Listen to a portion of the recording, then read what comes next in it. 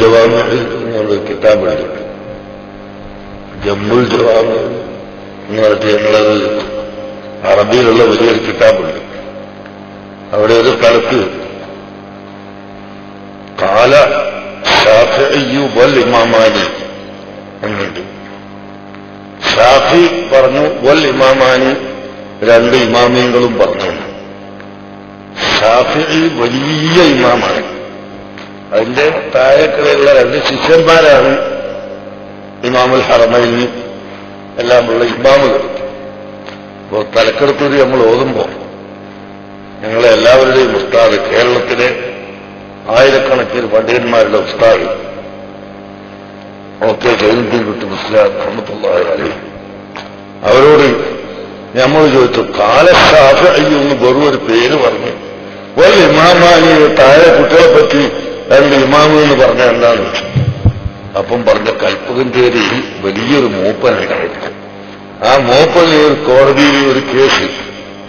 അപ്പൊ താഴെയുള്ള ആളുകളൊക്കെ മൂപ്പൻ, അസൻകുട്ടി മൂപ്പൻ, ഇടൻസുട്ടി മൂപ്പൻ എന്ന് വായിച്ചപ്പോ ഇയാളെപ്പറ്റി നിങ്ങളെന്റെ മൂപ്പൻ എഴുതാത്തത് എന്ന് ജഡ്ജി ചോദിച്ചപ്പോ, സാറേ നിങ്ങൾക്ക് മൂപ്പന്മാരെ പറ്റി അറിയില്ല, ഞാൻ ഈ മൂപ്പന്മാരുടെ എല്ലാവരെയും മൂപ്പനാണ്, അപ്പൊ എഴുതിയിട്ടില്ലെങ്കിലും ഞാൻ മൂപ്പൻ തന്നെയാണ് എന്ന് പറഞ്ഞൊരു കഥ ഉസ്താദ് പറഞ്ഞു തന്നിട്ടുണ്ട്. അന്നാണ് ഞങ്ങൾ ഈ മൂപ്പൻ കുടുംബത്തെ അറിയുന്നത്. രണ്ടാമത് ഞാൻ മൂപ്പൻ കുടുംബത്തെ അറിയുന്നത് നമ്മുടെ മർഹൂം സയ്യിദ് ഹസൻ ജിഫ്രി അദ്ദേഹത്തിന്റെ ഭാര്യയുമായി ഹജ്ജിന് വന്നിരുന്നു. കൂടെ ഞങ്ങളുടെ കൂട്ടത്തിൽ ഭാര്യ മൂപ്പൻ കുടുംബത്തിൽപ്പെട്ട സ്ത്രീയാണ്. ആ സ്ത്രീയെ സംബന്ധിച്ച് വളരെ വലിയ ഇബാദത്ത് എടുക്കുന്ന ഒരു സ്ത്രീയായിരുന്നു എന്ന് ഹജ്ജ് യാത്രയിൽ അറിയാൻ കഴിഞ്ഞു. അങ്ങനെയാണ് ആദ്യമായി ഈ മൂപ്പൻ എന്ന കേരളത്തിലെ വലിയ കുടുംബം എത്രയോ കൊല്ലങ്ങൾക്ക് മുമ്പ് 300-ലധികം 400-ലധികം ആണെന്നാണ് തോന്നുന്നത് കൊല്ലങ്ങൾക്ക് മുമ്പ് ഇസ്ലാമിൽ പാരമ്പര്യമുള്ള കുടുംബം. ആ കുടുംബത്തിലെ ഡോക്ടർ ആസാദ് മൂപ്പൻ അവർ നമ്മുടെ ഈ സ്ഥാപനത്തെ ഇപ്പോൾ ഹൃസ്വമായ ഈ സമയത്ത് അദ്ദേഹം ഗൾഫിലേക്ക് യാത്ര ചെയ്യുന്ന വഴിമധ്യയാണ് ഇവിടെ എത്തിയതിൽ ഞാൻ അതിയായി സന്തോഷിക്കുകയും ചികിത്സാ രംഗത്ത് മനുഷ്യൻ വളരുന്നത് ഇസ്ലാമിക അടിസ്ഥാനത്തിൽ തന്നെ വളരെ പ്രധാനപ്പെട്ടതാണ്. നമ്മുടെ ഹക്കീംജി എപ്പോഴും പറയാറുണ്ട്, ഞാൻ വൈദ്യശാസ്ത്രം പഠിക്കുന്തോറും ഇസ്ലാമിനെ പറ്റി ഇങ്ങനെ വലിയ വലിയ പവറായിട്ടാണ് ഞാൻ പഠിച്ചത്. വൈദ്യശാസ്ത്രവും സിദ്ധവും എല്ലാം പഠിച്ചു നോക്കുമ്പോ എനിക്ക് ഇസ്ലാമാണ് ഏറ്റവും നല്ല മതമെന്ന് ഞാനിങ്ങനെ മനസ്സിലാക്കിക്കൊണ്ടിരിക്കുകയാണെന്ന് നമ്മുടെ ഹക്കീംജി എപ്പോഴും പറയാറുണ്ട്.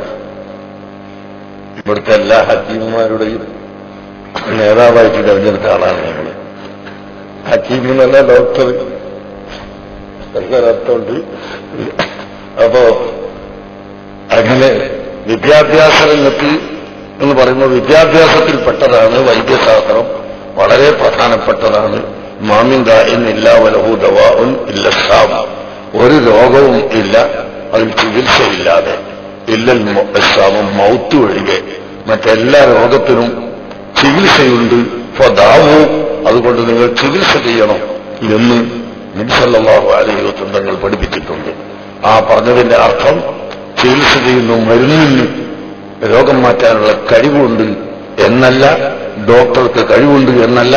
കഴിവ് അള്ളാഹുവിന്റേത് മാത്രമാണ്. പക്ഷേ അള്ളാഹു ഈ ലോകത്ത് മുഴുവൻ വസ്തുക്കളെയും കാരണത്തിന് ബന്ധപ്പെടുത്തിയാണ് അധിക കാര്യങ്ങളും വെച്ചിട്ടുള്ളത്. വെള്ളം കുടിച്ചാൽ ദാഹം തീരുന്നത് പോലെ ഭക്ഷണം കഴിച്ചാൽ അള്ളാഹുവിന്റെ അപാരമായ കഴിവാണ് എന്ന് ചിന്തിക്കുന്നവർക്ക് മനസ്സിലാക്കാൻ സാധിക്കുന്നത് അള്ളാഹു ഖുർആനിൽ തന്നെ അതിലൊരുപാട് ഉദാഹരണങ്ങളും സംഭവങ്ങളും പറഞ്ഞിട്ടുണ്ട്. അതിവിടെ വർണ്ണിക്കാൻ പറയാൻ സമയം ഇല്ല. ഒരേ മരത്തിൽ വെള്ളവും തീയും ഒരേ സമയത്ത് ഒരുമിച്ച് കൂട്ടിയ അള്ളാഹു എന്ന് സൂറത്ത് യാസീനിൽ അള്ളാഹു തആല പഠിപ്പിച്ചിട്ടുണ്ട്. ഒരേ മരത്തിന്റെ കൊമ്പെടുത്താൽ അത് വെട്ടിയാൽ അതിൽ നിന്ന് വെള്ളം ഒലിക്കും. ആ കൊമ്പ് ഇങ്ങനെ വെറുതിയാൽ തീ ഉണ്ടാക്കാനും കഴിയും. അങ്ങനെ തീയും വെള്ളവും ഒരേ വൃക്ഷത്തിൽ, ഒരേ മരത്തിൽ, ഒരേ ചെടിയിൽ ഒരുമിച്ച് കൂട്ടിയവനാണ് അള്ളാഹു എന്ന് നമുക്ക് പഠിപ്പിച്ചതുപോലെ ഓരോ സാധനത്തിലും വലിയ വലിയ വലിയ വലിയ ഫലങ്ങൾ അള്ളാഹു തആല സൃഷ്ടിച്ചു വെച്ചത് അത് കണ്ടുപിടിച്ച് പ്രയോഗത്തിൽ കൊണ്ടുവരികയാണ് യഥാർത്ഥത്തിൽ ചെയ്യുന്നത്. ഇവിടെ വയനാട്ടിൽ കൂടുതൽ അവിടെ എവിടെയുള്ള ഒരു മരുന്നിന് കെട്ടുകെട്ടുന്ന ആള്, അയാൾക്ക് ചികിത്സ അറിയില്ല, കയ്യിന്റെ എല്ല് കൂട്ടിവെക്കാൻ അറിയില്ല. പക്ഷേ അയാളുടെ ഫാദർ എവിടെ നിന്നോ ഇറച്ചി വാങ്ങിക്കൊണ്ട് പോകുമ്പോൾ കുറച്ച് ഇല പറിച്ചിട്ട് കെട്ടി വീട്ടിൽ ചെന്ന് നോക്കുമ്പോൾ ഇറച്ചി ഒന്നായിട്ട് കൂടിപ്പോയിരിക്കുന്നു. അപ്പൊ ആ ചെടി എന്താണെന്ന് കണ്ടുപിടിച്ച് അത് അരച്ച് കെട്ടിയിട്ട് ഇപ്പോഴും കൊടുക്കുന്നുണ്ട്. അയാളെ മകൻ താമരശ്ശേരിയിലുണ്ട്, എഗരൂരിലുണ്ട്. ആഴ്ചയിൽ ഒരു ഒറ്റ ദിവസമല്ലാതെ 2 ദിവസം അയാൾക്ക് എല്ല് കൂടാൻ വേണ്ടി കെട്ടേണ്ടതില്ല. അയാളെ കയ്യിൽ പച്ച മരുന്നുണ്ട്, ആർക്കും പറഞ്ഞു കൊടുക്കൂല. അതെന്താണെന്ന് നമുക്ക് പറയാൻ കഴിയില്ല. ഇവിടെ കൈയൊക്കെ എല്ലുകൾ പൊട്ടിയിട്ട് മുറിഞ്ഞു പോയാൽ അത് ചവഞ്ഞത് കൊണ്ടുപോയി വെച്ചു കൊടുത്താൽ ചവഞ്ഞത് അപ്പടി അങ്ങ് കുറച്ചു പോകും. അയാൾക്ക് പിന്നെ അത് മാറ്റാൻ കഴിയില്ല. അപ്പൊ അതുകൊണ്ടാണ് അങ്ങനെ കൊണ്ടുപോകില്ല. ആദ്യം എല്ലൊക്കെ നേരെയാക്കി ഓപ്പറേഷൻ ചെയ്ത് ശരിയാക്കിയിട്ടല്ലേ ഇതിലൊക്കെ ഉറച്ചിട്ട് കാര്യമുള്ളൂ. അപ്പൊ അങ്ങനെ ഇതും ഒരു മരുന്നിന്റെ ഫലമാണെന്ന് ഞാൻ പറയുന്നത്. അങ്ങനെ വൈദ്യശാസ്ത്രം എപ്പോഴും വളരുകയും വികസിക്കുകയും ചെയ്യേണ്ട കാര്യമാണ്. അതുകൊണ്ട് അതിനെല്ലാം മുന്നോട്ട് വന്ന ഡോക്ടർ ആസാദ് മൂപ്പൻ അദ്ദേഹത്തിന്റെ പ്രവർത്തനങ്ങൾക്ക് അല്ലാഹു തആല ബർക്കത്ത് നൽകുമാറാകട്ടെ. ഇനിയും ഒരുപാട് കാലം നമുക്ക് ഇതുപോലുള്ള സ്ഥാപനങ്ങളുമായി ബന്ധപ്പെട്ട് പ്രവർത്തിക്കാൻ അല്ലാഹു അദ്ദേഹത്തിനും നമുക്കും തൗഫീഖ് നൽകുമാറാകട്ടെ എന്ന് പറഞ്ഞുകൊണ്ട് 2 വാക്ക് നിങ്ങളോട് സംസാരിക്കാൻ അദ്ദേഹത്തെ ക്ഷണിക്കുന്നു.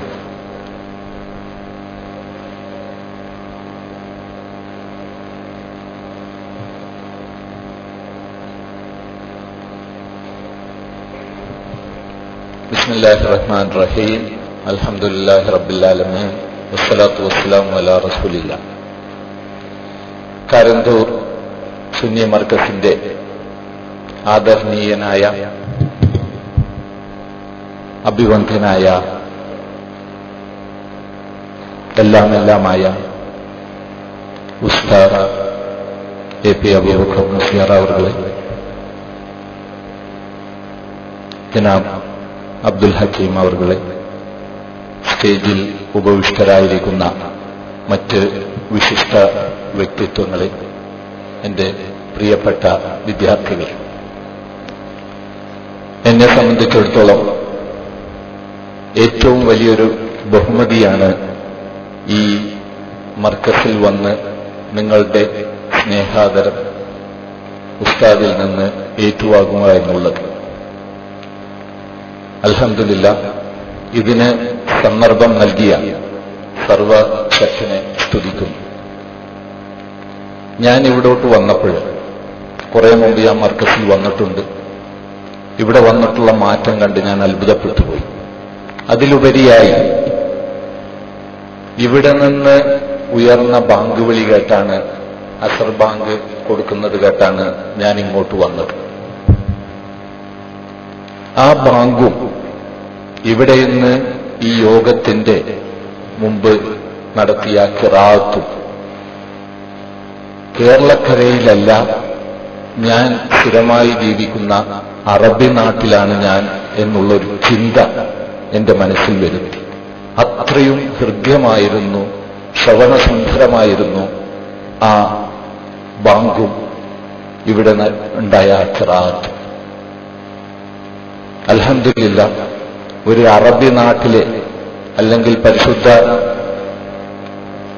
മക്കയിൽ ഹറമിൽ നിന്നുയരുന്ന ബാങ്ക് വിളിയെ ധ്വനിപ്പിക്കുന്ന, അതിനെ നമ്മളുടെ മനസ്സിൽ ഓർമ്മിപ്പിക്കുന്ന ആ ഒരു സാഹചര്യം ഈ മലബാറിൽ, കേരളത്തിൽ ഉണ്ടാക്കിയെടുത്ത ഉസ്താദിനെ നാം എല്ലാവരും ഏതു കാലവും ഓർക്കും.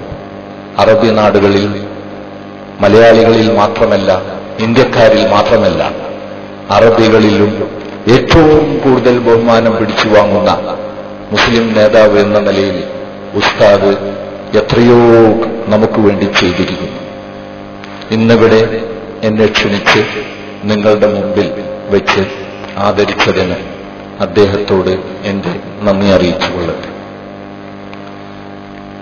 ദീർഘമായ ഒരു പ്രസംഗത്തിനെ പറ്റിയ വേദിയല്ല, എങ്കിലും ഒന്ന് രണ്ട് കാര്യങ്ങൾ ഞാൻ പറഞ്ഞുകൊള്ളട്ടെ. ഇവിടെ ഇന്ന് ഒരു വർഷം മുമ്പാണ്, കൃത്യമായി പറഞ്ഞു കഴിഞ്ഞാൽ കഴിഞ്ഞ വർഷം ജനുവരി 8-നാണ് എനിക്ക് പ്രവാസി ഭാരത സമ്മാനം ലഭിച്ചത്. ഒരു പക്ഷേ ഒരു വർഷം തികയുന്നതോടുകൂടി ഏറ്റവും അവസാനമായി ലഭിക്കുന്ന ഒരു സ്വീകരണവുമായിരിക്കും ഇത്. കാരണം ഒരു വർഷം കഴിഞ്ഞ് അടുത്ത വർഷം പുതിയ പ്രവാസി ഭാരതി വിജയികളും മെഡൽ ജേതാക്കളും ഉണ്ടാകും. ഒരു വർഷം മുമ്പ് ഞാൻ അന്ന് ഡൽഹിയിൽ ഇത് വാങ്ങുവാൻ വേണ്ടി ഇരുന്നപ്പോൾ എന്റെ മനസ്സിലുണ്ടായ ഒരു അനുഭവം ഞാനിവിടെ പങ്കുവെക്കട്ടെ. ഓരോ വർഷവും 10 പേർക്കാണ് പ്രവാസി ഭാരതി സമ്മാനം നൽകുന്നത്. വിദേശ രാജ്യങ്ങളിലുള്ള ഇന്ത്യക്കാരിൽ 10 പേരെ തെരഞ്ഞെടുത്താണ് നൽകുന്നത്. കഴിഞ്ഞ 12 വർഷമായി 120 പേർക്ക് പ്രവാസി ഭാരതി സമ്മാനം നൽകപ്പെട്ടിട്ടുണ്ട്. ഞാനൊന്ന് ആ ലിസ്റ്റ് എടുത്ത് നോക്കിയപ്പോൾ മുസ്ലിം സമുദായത്തിൽ നിന്ന് ഏറ്റവും അവസാനം ഇത് ലഭിച്ച ഞാനടക്കം വെറും 7 പേർക്ക് പ്രവാസി ഭാരതി സമ്മാനം ലഭിച്ചിട്ടുള്ളൂ. ഇത് കാണിക്കുന്നത്, അതും വളരെയധികം പേർക്ക് കഴിഞ്ഞ 3-4 വർഷത്തിനകം ഗൾഫിലുള്ള ദുബായിലും മറ്റു ഭാഗങ്ങളിലുമുള്ള ആൾക്കാർക്കാണ് കിട്ടിയിരിക്കുന്നത്. ഇത് കാണിക്കുന്നത് വലിയ ഒരു റെപ്രസെന്റേഷൻ മുസ്ലിമീങ്ങൾക്ക് വിദേശ രാജ്യങ്ങളിൽ ഉണ്ടെങ്കിലും വളരെ കുറച്ചു പേർ മാത്രമേ അതിനർഹരായിട്ടുള്ളവരുള്ളൂ എന്നാണ് ഗവൺമെന്റ് കണക്കാക്കുന്നത്. അത് ശരിയാണ്, നമുക്കതിനുള്ള ഒരു സ്ഥിതി വന്നിട്ടുണ്ടായിരുന്നില്ല.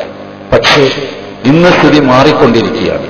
കഴിഞ്ഞ 4 വർഷം കൊണ്ട് ഒരുപാട് പേർക്ക് ഇത് കിട്ടിയെങ്കിൽ അടുത്ത 10 വർഷം കൊണ്ട് ഇനിയും ഒരുപാട് പേർക്ക് ഇത് ലഭിക്കുവാനുള്ള സാധ്യതകളുണ്ട്. ഞാനിത് പറയുന്നത് മുസ്ലിം സമുദായത്തിന്റെ പ്രാതിനിധ്യം പല മേഖലകളിലും കുറവാണ് എന്ന് ഞാൻ പറയുമ്പോൾ അത് മറ്റുള്ളവരുടെ കുറ്റമായി നാം കാണാതെ നാം സ്വയം പരിശോധിച്ചുകൊണ്ട് എങ്ങനെ ആ സ്ഥാനങ്ങളിലേക്ക് നമുക്ക് എത്താൻ പറ്റും എന്നുള്ളത് തികഞ്ഞ് പരിശോധിച്ച് അതിനുള്ള മാർഗങ്ങൾ തേടുകയാണ് ആവശ്യം. ആ ഒരു ശ്രമത്തിന്റെ ഭാഗമായി മർക്കസൊക്കെ ഒരുപാട് ചെയ്തു കഴിഞ്ഞു. ഈ സ്ഥാപനത്തിൽ നിന്നുള്ള വിദ്യാർത്ഥികളും ഇവിടെ പഠിക്കുന്ന നിങ്ങളൊക്കെ തന്നെ ഒരു കാലത്ത് ഇന്ത്യയിലെ ഇതേപോലെയുള്ള ബഹുമതികളും വിദേശത്തുള്ള ഇന്ത്യക്കാർക്ക് കിട്ടുന്ന ബഹുമതികൾക്കും അർഹരാകുമെന്നുള്ളതിന് എനിക്ക് യാതൊരു സംശയവുമില്ല. ഇൻഷാ അല്ലാഹ് സർവശക്തൻ അതിന് തൗഫീഖ് നൽകട്ടെ. ഇതോടൊന്നിച്ച് മറ്റൊരു കാര്യം, ഒരു ഡോക്ടർ എന്ന നിലയിൽ ഇവിടെ ഉസ്താദ് പല രോഗചികിത്സയെക്കുറിച്ച് പറഞ്ഞു, പല കാര്യങ്ങളും പറഞ്ഞു. എനിക്ക് നിങ്ങളോട് പറയാനുള്ളത്, മുസ്ലിം സമുദായം രോഗത്തിന്റെ കാര്യത്തിൽ നാം മറ്റു സമുദായങ്ങളെ വളരെ പിന്നിലാക്കിയിരിക്കുന്നു എന്നുള്ള ഖേദകരമായ വസ്തുതയാണ്. അത് നമുക്ക് മത്സരത്തിൽ ജയിക്കേണ്ട ഒരു കാര്യമല്ല. ഒരു ഡോക്ടർ എന്ന നിലയിൽ, കോഴിക്കോട് ഒരു ആശുപത്രി നടത്തുന്ന ആളെന്ന നിലയിൽ, അല്ലെങ്കിൽ കേരളത്തിലൊക്കെ ഇനിയും ആശുപത്രി നടത്തുന്ന ആളെന്ന നിലയിൽ ഒരുപക്ഷെ എനിക്കത് മെച്ചമായിരിക്കാം. പക്ഷെ സമുദായത്തിനൊരു കാലത്തും അത് പാടില്ല. നിങ്ങൾ കേരളത്തിൽ ഏത് ആശുപത്രിയിൽ പോയി നോക്കിയാലും, കോഴിക്കോട് മിംസ് ആശുപത്രിയിലോ അല്ലെങ്കിൽ മറ്റു വലിയ ആശുപത്രികളിലോ അല്ലെങ്കിൽ ചെറിയ ആശുപത്രികളിലോ പോയി കഴിഞ്ഞാൽ ഞാൻ ഈ പറഞ്ഞ പ്രവാസി ഭാരതീയ അതിൽ അനുപാതമല്ല നിങ്ങൾ കാണുക. അതിൽ നമ്മളുടെ അനുപാതം 5% മലബാറിൽ ഏത് ആശുപത്രിയിൽ നിങ്ങൾ പോയി കഴിഞ്ഞാലും മുസ്ലിംകളുടെ പ്രാതിനിധ്യം, മുസ്ലിം രോഗികളുടെ പ്രാതിനിധ്യം 60-70%.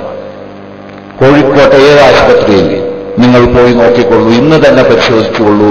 അവിടുത്തെ ബോർഡ് നോക്കിയാൽ നിങ്ങൾക്ക് കാണാൻ പറ്റും അതിൽ 60-70% പേർ മുസ്ലിംകളായിരിക്കുമെന്നുള്ളത്. ഇത് വളരെ ഖേദകരമാണ്. ജനസംഖ്യയുടെ പ്രാതിനിധ്യാടിസ്ഥാനത്തിൽ 20-25% രോഗികൾ അവിടെ ഉണ്ടാകാൻ പാടില്ല. ഒരു പക്ഷേ രോഗം വന്നു കഴിഞ്ഞാൽ വളരെ